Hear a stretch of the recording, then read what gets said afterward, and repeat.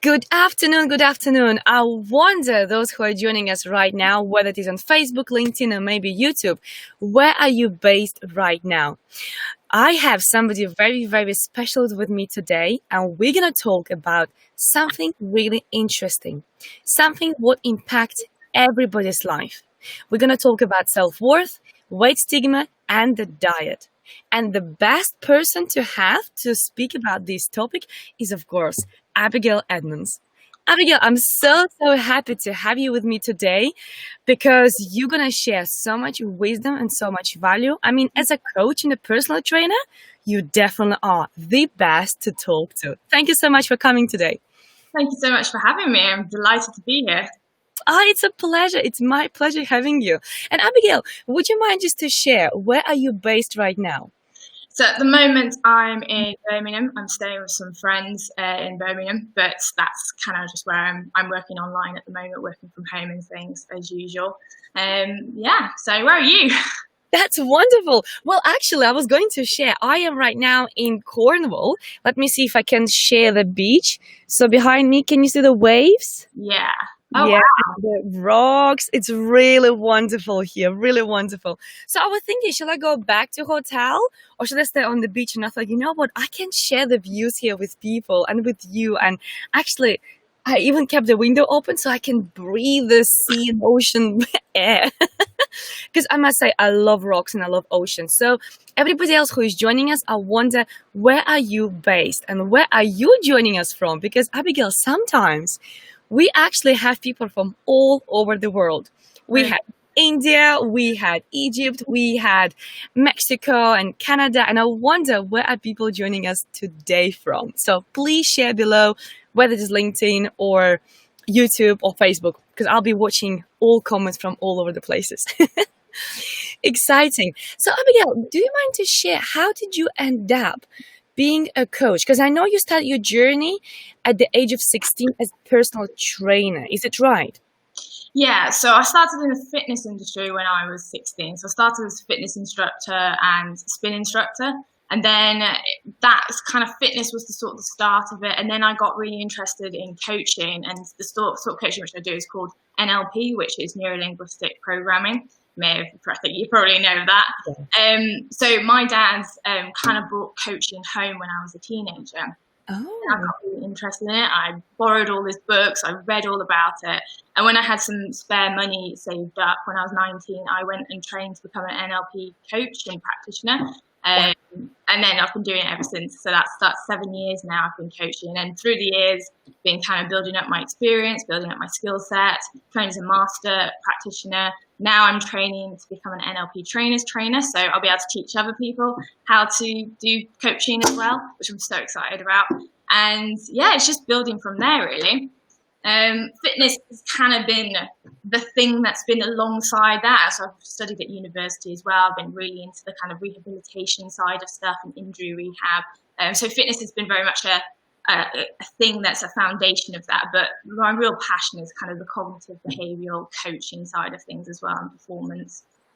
I love it. And I really wonder what exactly brought you into being a fitness instructor and being into fitness, because I mean, everybody has different interests, and I wonder if somebody will be joining us in the same industry. But what was your why to go into that industry, which is, I mean, so judgmental, and there's so much stigma about that as well. So what brought you into that?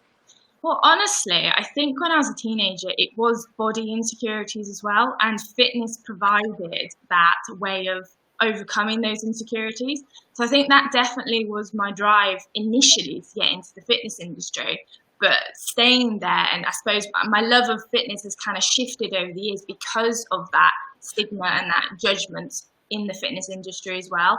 And my focus has shifted more to the mindset. I always thought, like, there must be a way to maintain a really good body shape and have a really good body image without feeling like you have to exercise all the time or diet all the time, which is what I was doing in the first instance because of my insecurities. Yeah. And that's why I focused over the years, I focused more and more on the mindset side of things and to kind of discover how to do that. I love that. You know, what you're saying there, being insecure within your body, is something I can relate to 100%. And I wonder those who are listening us right now, if they can relate to that as well. And let me just share with you actually where people join us from. So, we have actually quite a lot of comments here. So lots of people say hello, and they say, nice to see you. Chennai from India. We have, they say hello, Olga and Abigail. Glad to see you guys from India as well. Cleveland, Tennessee. Where is that, I wonder? Yeah. Oh, flipping out. That's great. Hello. Where is it? It's in the US. Oh, I see. That's amazing. And we also have somebody from America, Oklahoma. Oh, your alert just woke me up at 7 a.m. Good morning, Aldian. It's good to see you. Well, it's afternoon time here. And also Dubai. Look, Abigail, we just went international. This is really cool. Right. I love that. I love hearing where people are joining us from. And I love how different time zones we're in right now as well. Because right now is 1 p.m. But obviously all the way in America, it's 7 a.m. That is amazing. Yes. So I wonder, those who are listening to us right now, watching us right now, can you relate to this body insecurity, what we speak right now with Abigail? Because it's something what I had, it's something what Abby also had. What about you? Have you had it? And Abby, what actually helped you in terms of your journey into personal, become fitness instructor? What actually helped you to overcome your body insecurities? Was it the training and the way how fit you were looking? Or was it the psychology and the mindset behind it? Yeah, it was very much the mindset behind it. Because no matter, so through the years, I would say I've been kind of heavier, I've been slimmer, I've been different body shapes, I've been a spin instructor, I've been a power lifter, I've done all sorts of different fitness. And then I was like, no matter what size my body was, or if I was dieting, or if I was not dieting, if I was exercising, I still felt insecure. So for me, I was like, it's not actually dependent on my body image, so it must be something else. And then really, I think over the last 2 years, I went on a bit of more of a personal transformation journey and understood where I was developing my self-worth from. So, and actually by going deeper into kind of my self-worth and the mindset and the psychology behind that, and almost, I was like sorting that out, developing a better self-worth, then that just kind of fixed everything, really. That underpinned everything. So now, like, I don't personally follow a diet. I exercise for the joy of it, and I eat just as and when. I do have a healthy diet, which is good because I've kind of got that education, that understanding, but I don't feel like I need to calorie track or macro count or anything, but I'm still able to maintain a really nice body shape for me without that insecurity. And even if I gain a little bit of weight, I'm like, well, I'll just cut back on a few cakes this week rather than feeling like I have to go on a diet and lose weight. And what that actually does, and I see this work with my clients and people in the fitness industry as well, it takes away that up and down roller coaster of yo-yo dieting, because you don't feel that drive to become good enough, because it's just about the way you look, it's just about your health, rather than trying to develop your self-worth through fitness and through exercise and through dieting, which I think a lot of people, sadly, in the industry and in the world, we try to develop our self-worth through our body image and the way that we are controlling our lifestyle in that world, essentially. I love that. So what would you say would be the first step? If somebody is body insecure right this moment, what would be the first step for them to start improving their self-worth and increasing that? Yeah, I think the first step is to take a big step back and look at your life, look at what you do in terms of your diet and your fitness and your just who you are from a big step back, and look at it in a bigger perspective throughout your life, and notice different patterns over time to see when have you dieted, what has that kind of contributed, what are the consequences of that, when have you exercised, and notice where you felt better security and better self-esteem as well. And notice when it's been lower self-esteem, and try to draw patterns out of that. I think one of the things as well is, I think it's a society thing, it's our consumerism culture, it's the way that body shape ideals have changed over time, is that women in particular, and it does happen to men as well, is that there's been this objectification of women in the media. So essentially, when we think about our bodies and the way that we look, it almost just creates us into an object. And then if we just focusing on that body image and that body shape, we forget that we're wonderful, amazing human beings with so many talents and passions and emotions. It kind of just objectifies our bodies rather than focusing on everything. So first step is to take a big step back and put it into the bigger context of your life. I mean, realistically, do you want to be dieting for the rest of your life or on this roller coaster of like up and down and insecurities? And taking a step back, it just puts it all into perspective. I love that. I love the fact that you actually simplified it as just take a step back and observe. Really monitor what is happening in your outside world around you and how do you feel. And I must say, this is almost like the catch-22. When you don't feel great about yourself, you go to the fridge, you go to the cupboard, you eat more. You don't feel great about yourself again, you eat more. And then again, you don't, and it just catch-22 non-stop. So the first step, I love that. You just look at yourself, and if something is not right, just start thinking about it. What actually causes you to feel that way? But you know what, Abigail, it's really interesting because, okay, I get it. So people can step back and now they observe themselves. They analyze the patterns of their eating, the patterns of their behaviors when they diet, when they don't. But what about that stress eating? You know, when you are eating because you're so stressed. Or some people, they don't eat when they're stressed, they lose weight, but then they have comfort eating.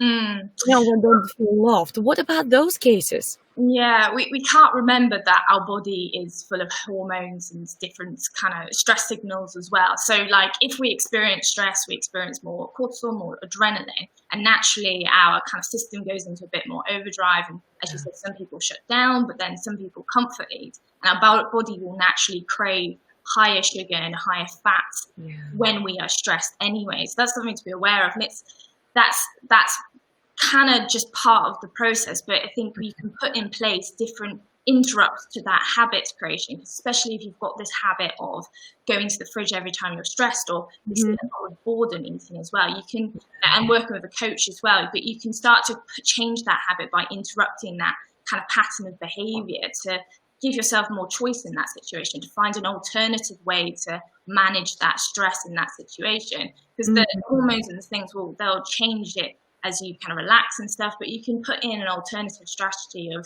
sitting down, relaxing, reading, going for a walk or something different. So there's different ways you can handle that as well. I love that. You know, we have actually a question here. Would you be open to have one question before we carry on? Definitely. Wonderful. So it's actually quite interesting comment here from Aldian. No human being can exist without body insecurity. That's quite interesting. It's part of growing up the perfect adult for both men and women. Unfortunately, the brain does not have a cap for good enough, in brackets. And we continue growing yearning for the better image. And that's when things can backfire in our brains. More as a comment, but a question. But what's your opinion on that, Abigail? I think I understand the question. I think it's saying that we can't live without some level of body insecurity.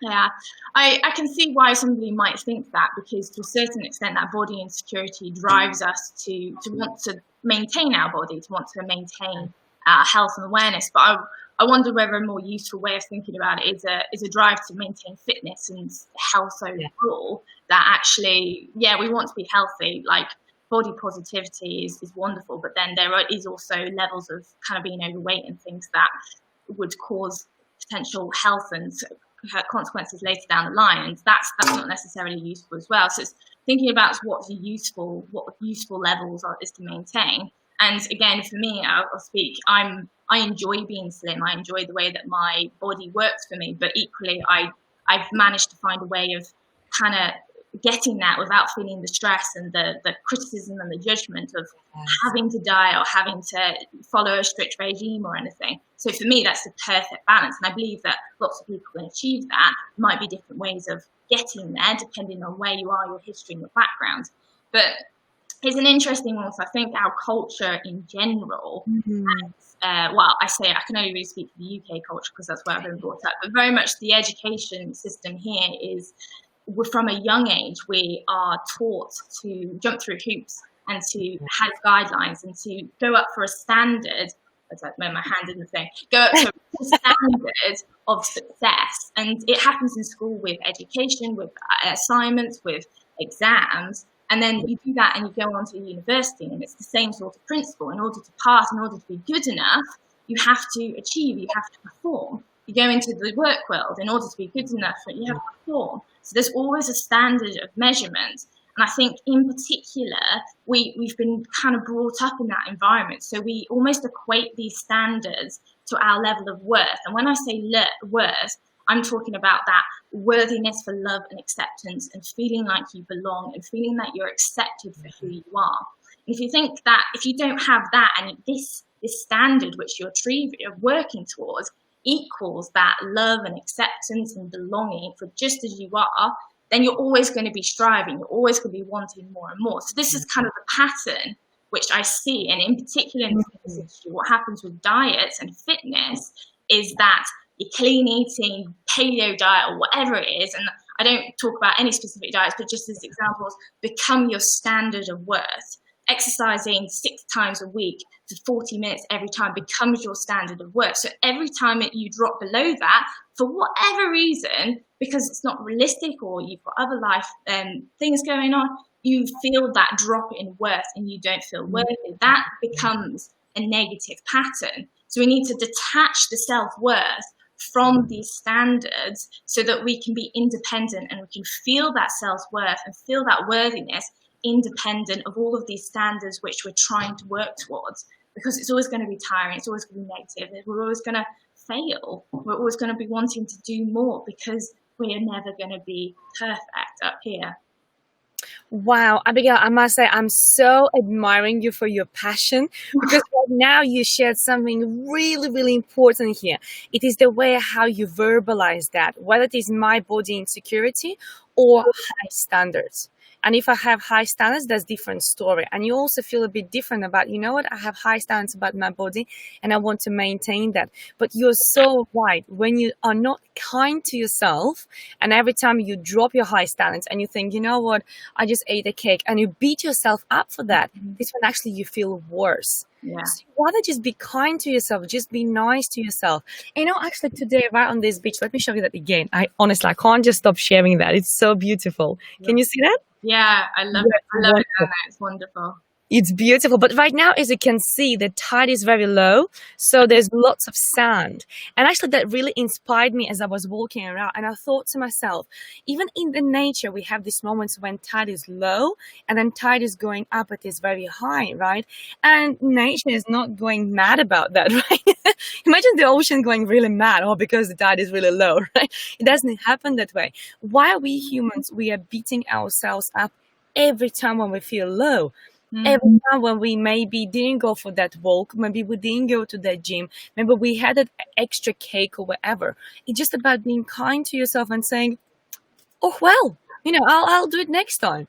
Yeah. And I must say, since I just start doing that, and that's why I really, really love what you're saying here, because I do it myself. I go for lots of walks right now, and literally before the show, I had Twix, and I was like, that's very naughty Twix, right? Haven't had even lunch yet, had Twix instead. And I'm thinking, oh, well, I'm walking so much. Like I usually, at the end of the day, I feel my muscles contracting so much because I was walking for the entire day, every day lately. I'm thinking, of course I can have a Twix. What's the problem about that? So everybody who is joining us right now, please make sure whenever you go low, just like Abigail says, just make sure you have your standards rather than you go back to, oh, I'm insecure in my body or something is wrong with my body. It is your language which actually can help you to stay at the really good level within your standards, because your language can affect the way how you're going to act and how you're going to think and how you're going to feel. But again, every time you drop down, every time you don't do something, be kind to yourself. This is so, so important. But you know, when you mentioned about the weight stigma, I wonder, what is the average weight stigma right now nowadays, in your opinion? Because what I can see around, for example, in America, it's one thing. Over here, it's different. All the way back home in Latvia, it's a third story. It's almost like countries and continents, they have different stories about weight stigma. So how do we fit in? What do you do about that? I'll be completely honest. I am at the start of my weight stigma kind of research journey. I've done a little bit, but if we're talking about weight stigma, thinking about how body ideals have developed over time, again, in the UK, as I understand it, it was around about the 1990s where weight stigma started to come about, because we had the rise of obesity epidemic across the globe, but we also had that contrasting with very, very slim body ideals. And again, I'm talking about females specifically here. So then you've got those contrasting images in the media. So you've got the very slim, and then that's marketed as healthy. And then you've got the overweight people who are marketed as unhealthy. And what happened there, again, loosely researching this at the moment, is that people who were overweight were unhealthy, greedy, unintelligent, and also specifically not worthy of romantic relationships. And so that's the sort of stigma that I'm talking about, that actually that if you are overweight, or if you don't specifically have the ideal body standard, you are less than, which again, if you think back to what I've just said about this worthiness standard, from a cultural point of view, that really drives into that mindset that we have to look a certain way in order to be happy, in order to be successful, in order to be worthy of love. So yeah, it's a individual thing, but I think I'm starting to get a lot more interested in this kind of societal, cultural element that's driving it, because it's coming at us all the time. So no wonder there's so many people on this kind of yo-yo dieting and feeling like they have to look a certain way. And I've seen a few stories on LinkedIn recently where people have been like, just there's been like, we need to lose weight in order to have this job. And like hearing that, but just at the start of my research journey, I'm like, what? This is like a thing. And thinking about the political situation that we're in at the moment, thinking about lots of different biases and stigmas, I was like, wow, this is actually a thing. And for my industry at the moment, what I'm focusing on, I was like, I need to go and address this and, well, start to change that image a little bit, but also provide alternative ways of addressing it as well, and different ways of achieving what people want. If they want to be healthy and slim, find a way of doing that that's healthy and sustainable over the long term, that again is not married up to self-worth and this feeling of having to be more. So it's a complex thing. I think I'm kind of just making my way around some of the interesting research and stuff going on. Wow, I'm looking forward to hear actually of the results of this research, because I think it's something really fascinating. Somehow this morning, as I was on Facebook, sometimes you come across videos, and there was a comedian, and he was quite overweight, and he was talking about fluffy people, how what was amazing how he called it. He said not overweight, not obese, not fat, but he called them fluffy. He said, well, I'm fluffy, and those who are fluffy will understand me.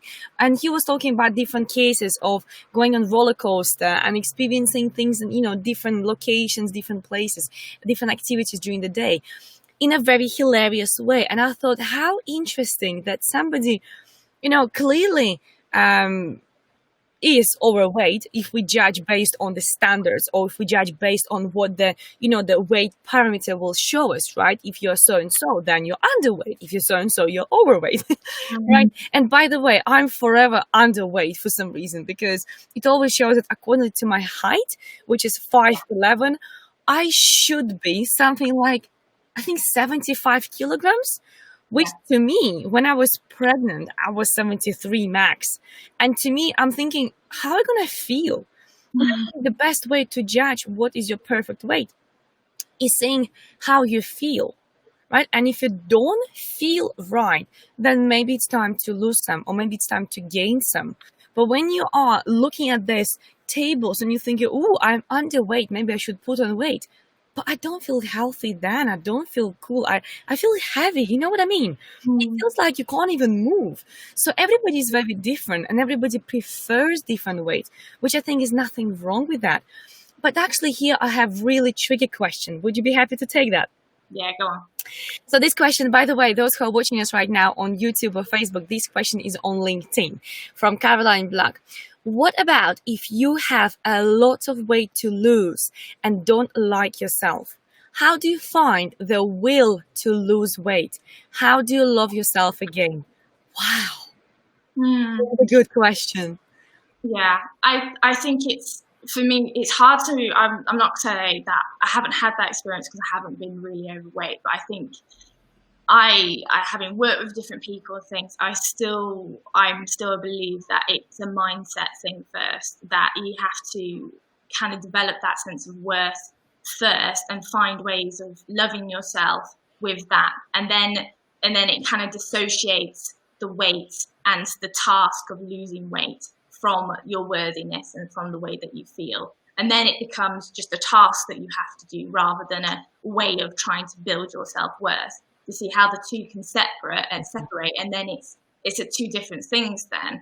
And it's like, that is a challenge to do, but it is possible. And then I believe that over time, working with good nutrition, because there is an element of education as well, because I can't ignore that. I don't personally enjoy talking so much about nutrition, but if a diet is completely way off, like, there's an element, depending on what level, there's nutrition, there's exercise, there's those things which will facilitate weight loss. But for me, again, where my passion is, I believe that it's that separation of worthiness and kind of weight from the two things, so that it becomes more just a task rather than I have to become worthy of love and relationships and all sorts of different things because of the stigmas and because of the standards which I'm trying to adhere to. But obviously I don't know this person, so I love that. No, I agree with what you're saying. It's about the separation, but also I must say that it's really interesting, and I'm sure probably it happens in your practice as well. I don't advertise myself as a weight loss coach. Definitely not. I'm not a personal trainer. I'm not a weight loss specialist. I'm not dealing with, how to lose weight, how to get back in shape. But what I noticed, every client who comes to work with me, what's interesting, within a couple of sessions down the line, they come back and they say, oh, I signed up for a gym. And it's almost like a natural progress, because when you work on confidence, when you work on some issues and insecurities coming from your childhood, it could be like in one case, the girl, she was bullied since she was little because she was a gay by her parents, specifically by her mom, right? So that made her being really, really, really overweight, not just overweight, but like really overweight. Another person, that was the guy. He was really big when he was a little boy, and he was told every time, you have to move so you don't end up being really fat. And that caused him to really push himself in terms of gym, and he was self-beating himself so badly if he wouldn't go to gym, for example, let's say 6 times a week, but only 4. And I was like, whoa. 4 is still good, right? So he was beating himself because he was always in that movement, because the story was, you have to move, otherwise you're going to be ending up as a fat boy. So here we always have to see, Caroline, where it's coming from. And I would definitely recommend to find somebody like a coach to work with, because very often what is on the surface is not really the issue. There could be underlying issue which will be so deep in your subconscious. And the reason why it's so deep, because your conscious doesn't want to deal with that. It just ignores that. That brings me to something like really important as well in the fitness industry. Sorry, I kind of interrupted you. I got excited. Oh, go ahead. Yeah. So in fitness as well, this is why I like the mindset over the fitness side of things, is because we talk so much about calories in versus calories out. And it's like, we have to make an energy deficit. We have to drop calories in order to lose weight. We have to exercise more in order to lose weight. That is the messaging that's given across the fitness industry. There are pockets of slightly different messaging, which is good. Yeah.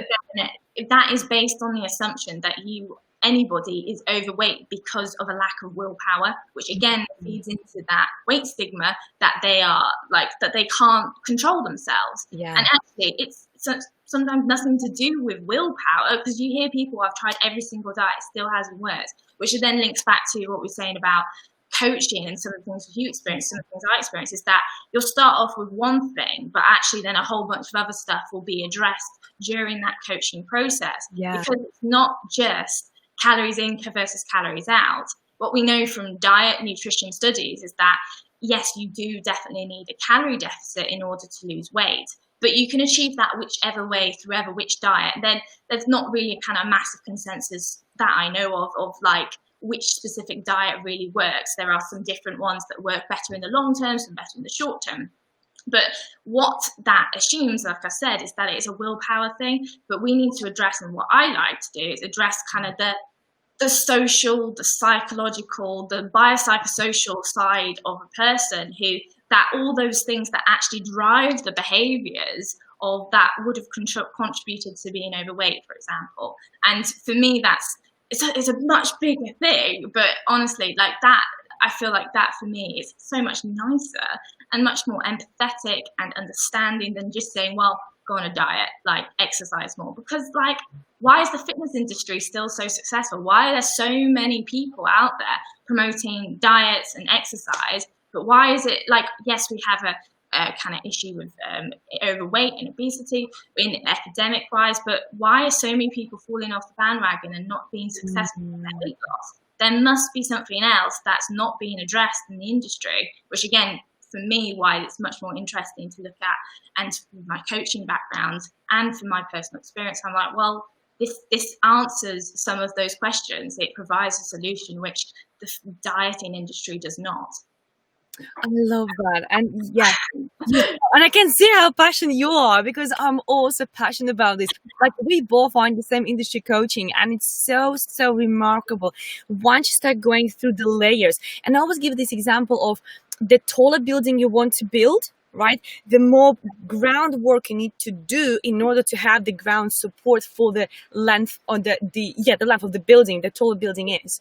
And the same here, right? The more you want to work on yourself, the deeper you need to go into your subconscious to find out when it started from, who planted that seed, and you know what else was happening. Gosh, I think we can speak for hours about that. It's a big topic. It's a hot topic, because we both know how impactful it is to find your inner demons, to find what exactly is driving you subconsciously. And once you found that inner demon and you struggled that and you remove it and you placed a new story, which is supportive, which is loving, which is motivating you, obviously things will be completely different. Love that. This is so powerful. But you know, I love this comment from Antonia on LinkedIn, and I think you will agree with it as well, but I wonder what's your opinion. Antonia, she's one of the regulars. She's so regular watching our videos, and she said lots of feedback about these videos as well. She says, I'm not sure if weight is always the issue. You can have no self-worth no matter what your weight, speaking from experience. Either you're too heavy or too skinny.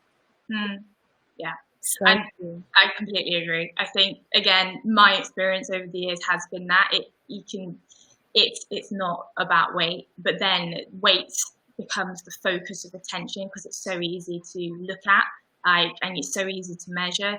Obviously, that doesn't always happen, but I think weight often becomes a focus for people to attribute they're not feeling good, because it's such an easy thing to observe. It's such an easy thing to compare yourself with other people, so that the focus goes there. But actually, it's not.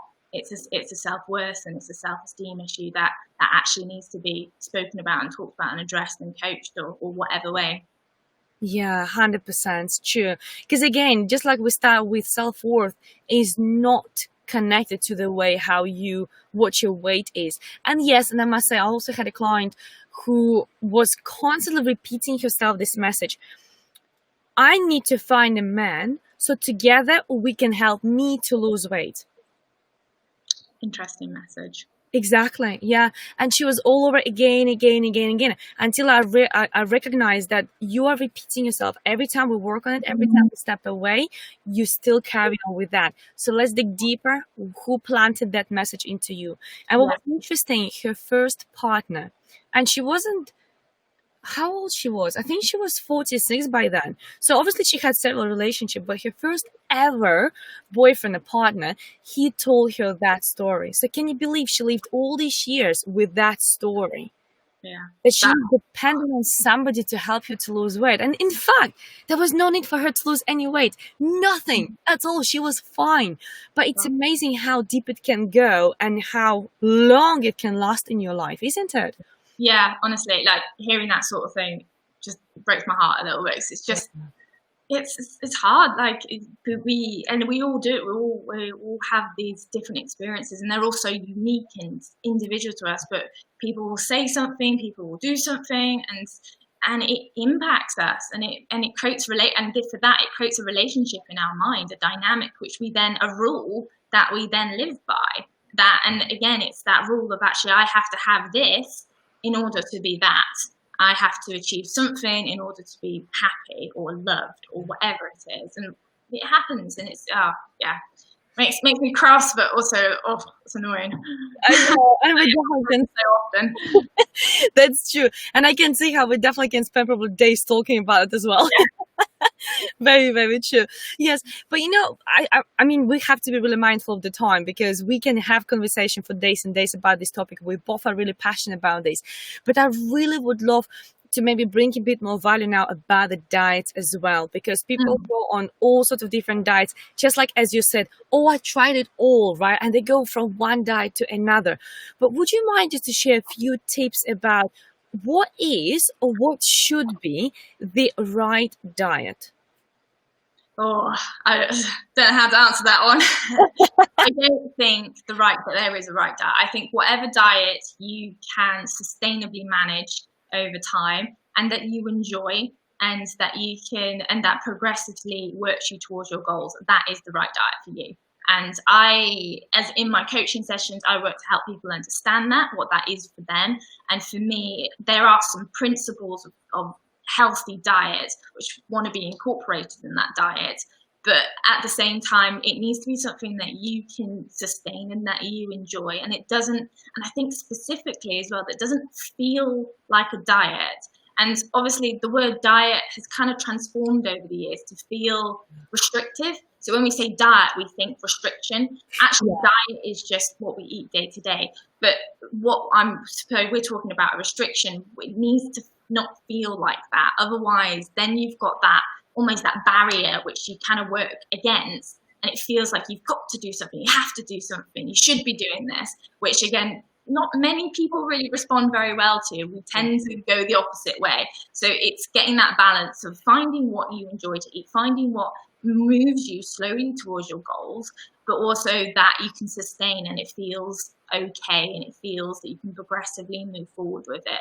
And that is going to be different for everybody. So there's going to be a right diet for everybody. There's going to be a right way of approaching that for everybody. And I don't know that until I speak to someone and I work through it with them. Yeah. I love that. And your answer really answers this question: what is the right diet? There is no right diet. It is what means right for you. How do you feel? And I'm so glad you mentioned that the word diet, how limiting it is.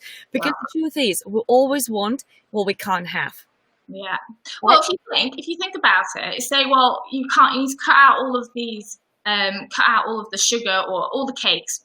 You can't eat cakes for the next 3 months.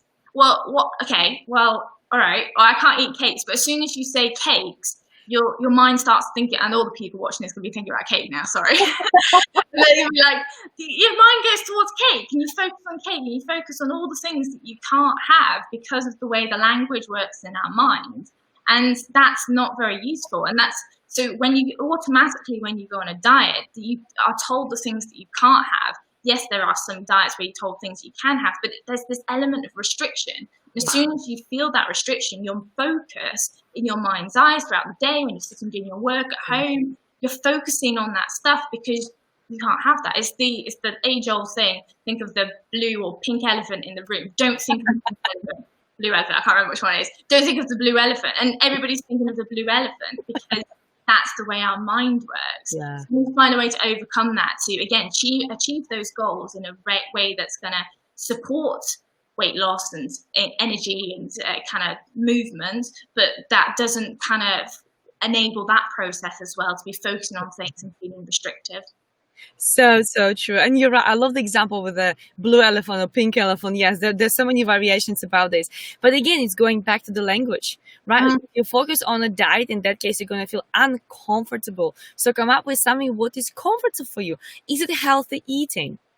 Is it, receiving all the nutrients? Is it just enjoying eating what feels right and healthy for you? There's so many ways how you can describe your food intake. It could be even food intake, by the way.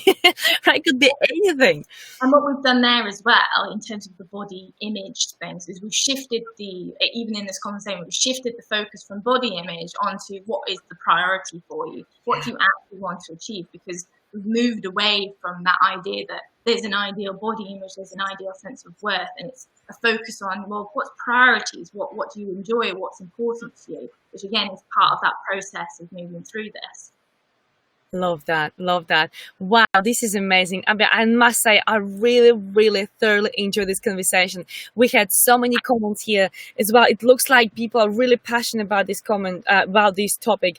On Facebook, we have lots of viewers right now as well. And on LinkedIn, there is quite interesting comment. There are way too many external variables impacting us as individuals for there is to be an off-the-shelf diet for everyone. Yeah.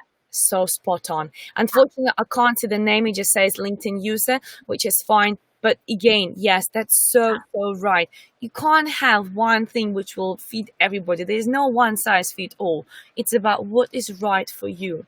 And I must say, different time of the year, different activities which you do. Maybe on the day when you're going to burn more calories because you're going to do running or whatever else activities, you'll probably feel like you will need to eat more as well. But maybe on some lazy days, for example, when I travel, I eat little amounts of food.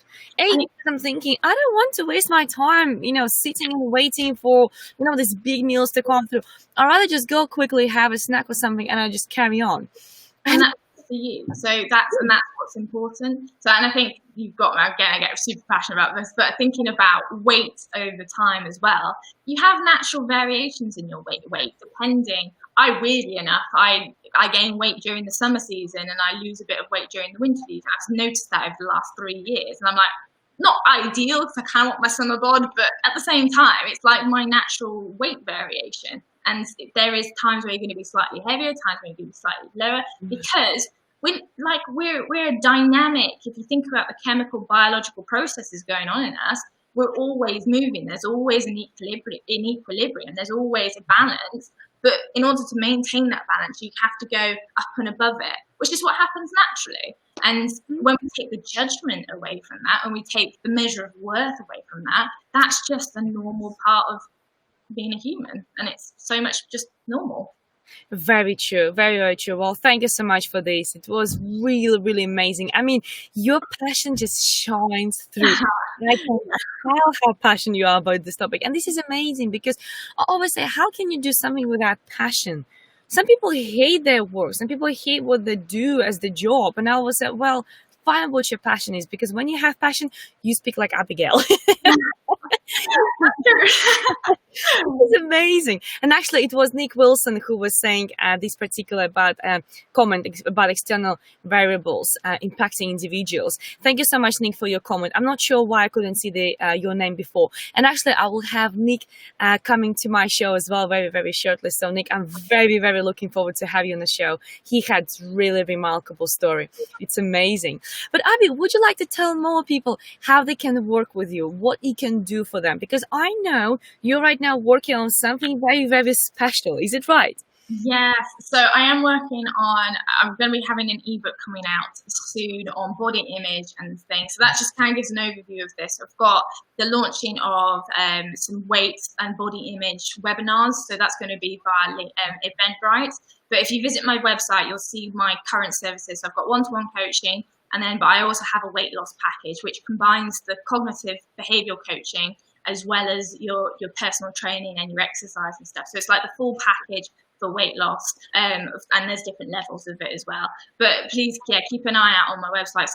This is developing as we speak, and it's exciting times for me because as I said, you can tell I'm getting passionate about it, and more stuff is coming. So watch out, connect with me on LinkedIn, Facebook, my website, Instagram as well, and I've got just more and more content coming and things that you can link in, which you can come in and learn. And we're going to work through some of these processes as well, in particular in the webinars. We're thinking about some of the processes. We're going to actually go through on Zoom some of the mental processes to change habits and to start feeling a bit different about this whole scenario. And that's going to be coming out really shortly. Wow, I'm so excited. You definitely must let me know when it comes out so I can post first below the video so everybody can see when it's out. And also, I would love to join that because I love stuff like that. I really love challenging myself and to learn new stuff. So really would love to join that. Okay. And by the way, we have some really amazing comments here. I am specialist for weight losses, 10 to 20 kilograms in 6 months' time. That sounds quite a lot. What do you think, Abby, about this? 10 to 20 kilograms to lose in 6 months' time. What's your thoughts on that? It sounds, is that person's goal? Or is that what he's specializing? So he's doing that. He's actually helping people to lose weight from 10 to 20 kilograms in 6 months' time. So do you think it's quite healthy to lose weight so massively over a short period of time? Because I think 6 months, it is quite short time. What do you think? Honestly, I think if this guy has a way of doing that and achieving that, and specifically helping people to maintain that weight loss, if that works for his clients, that's amazing. I think if you look again at some of the literature and stuff, if you have quick weight loss, there is that risk that it's going to come back on. And actually dieting is a predictor for future weight gain as well. So we have to manage that. For me personally, and that I want to make sure that my clients manage that process and keep the weight off over time. So I don't particularly put like a number on it or anything because I don't know how it's going to progress and how the client's going to move forward. But if that person has that weight loss and that kind of predictor, that's amazing. So again, I might approach things slightly differently, but I don't think necessarily there's a right or wrong amount of weight that somebody can lose. You can hear anecdotally how people lose a lot, how people lose slow. The key thing though is helping clients get their results and stay and keep at a level within their results as well. Because I think that's the long-term effect that we really want to have in this industry and just people working in this industry. I agree with you totally. Yeah, whether it is a body change or whether it is mindset change, what we're always aiming for is to help people to maintain it in the future. And that's why in the beginning, probably you do the same thing. We always go with clients really deep and we go really intense. And then it's about them learning all the tips and tricks and tools how I teach them to maintain their mental state and to be able to find their own things and how to deal with them. And the same with the weight, really. Yeah, exactly. And actually, I say in my coaching, change happens really quickly. The challenge is to maintain that change. Because again, if you think about the stuff that we talked at the start, the culture, the society we live in, we change it in one individual in that, but then you've got all those messages still coming. We have to learn how to maintain that change within a whole system that isn't really going to change anytime soon. And that does take time. And that's going to involve having a few setbacks. Are going to involve working it through, relearning and rechanging the stuff that we might have changed at the start. And that's a process and it takes time. I highly recommend it. I've done it myself for different things, and it's honestly, and I think you've mentioned about the story, but it's literally changing that story over time and creating the story that you want, creating the story that's going to bring you health and happiness and wealth over time. And that's something that you can do within this process. Amazing. Wow. You're so right. And I really, really must say once more, even though I said probably about 15 times by now, I love your passion. You are amazing. When you speak, I can see your eyes are shining. You are so, vividly and really picturesquely in describing what you do and how it works and how it affects the mindset and the body and people and behaviors. Honestly, I think your clients are lucky to work with you. Everybody who is actually thinking about changing themselves, thinking to actually transform their bodies through them, work on the mindset, I think definitely should come and work with you because it's really remarkable how much passion and drive you have for that. That's awesome. But thank you so much, Abby, for joining me today. I mean, it's a remarkable conversation what we had today. I'm sure we can talk for days, but let's not abuse the time. Let's not abuse the time, especially of those people who are watching us right now. Thank you so much, everybody who joined us from all over the world. It's beautiful to see again how international we went. And it was wonderful to be heard in so many different countries by so many different people. Thank you so very much, everybody. And is there anything else, Abigail, you would like to share before we finish off? Just thank you for having me. And yeah, keep doing what you're doing out there, everyone. Thanks for listening. Oh, thank you so much. Thank you. No, it was my true pleasure to have you. And once more, let me just, before we finish, show the beautiful view of Cornwall. Everybody who hasn't been to Cornwall before, you definitely should come. As you can see, that's the reason why I'm right now in the car right here. And guess what I will do after this live? I'll go for a walk. So I'll carry on with my healthy living, and I have some snacks with me as well. So I'll sit down somewhere and I will enjoy the views, and I will definitely enjoy this walk. What about you, Abby? What are you going to do after this? Got meetings and phone calls to make. Amazing. And I don't blame you. I don't blame you, because all my week was so busy. But today it was the day when actually it was a free day for myself. And I thought, you know what? No, you need to take really, really make most of these days. So that's why I'm out and about and decide to make the video right here on the beach today. But thank you so much for joining me today. Thank you for all the value and the knowledge and inspiration you shared with us today. Thank you for your passion. Please don't ever stop what you're doing, because what you do is truly magical. Thank you. Thanks for having me. Bye. Thank you. Bye-bye, everyone. Take care.